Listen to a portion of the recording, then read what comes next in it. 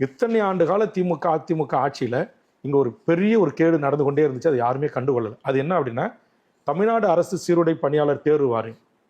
அந்த தேர்வு வாரியத்தில் டைரக்ட் எஸ்ஐ சப் இன்ஸ்பெக்டருக்கு தமிழ் வழியில் படித்தவர்களை கிட்டத்தட்ட ஒரு 1/4 நூற்றாண்டு காலத்திற்கு மேலாக 30 ஆண்டுகளுக்கு மேலாக எடுக்கிறதே இல்லை.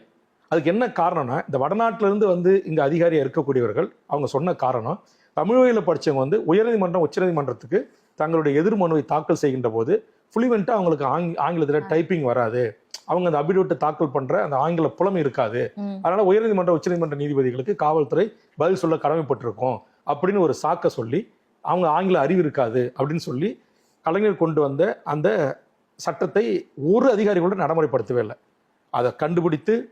ராமநாதபுரத்துலேருந்து ஒரு மாணவன் என்னை அணுகி, ஐயா நான் வந்து 1ஆம் வகுப்புலேருந்து 12ஆம் வகுப்பு வரையும் டிகிரியும் தமிழ் வழியில் படித்தவன்,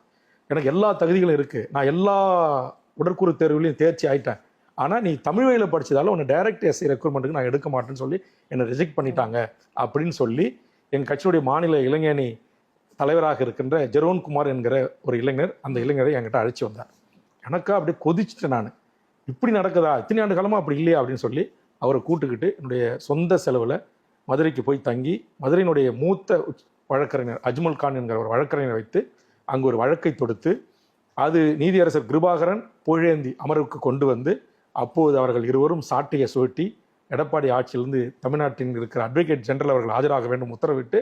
தமிழ் வழியில் படித்துவிட்டு தமிழ்நாட்டில் வேலை கேட்காமல் லண்டனில் வேலை கேட்பான், என்ன அரசு நடத்துகிறீர்கள் என்று ஓப்பன் கோர்ட்டில் பயங்கரமான தீப்பொறி வார்த்தைகளை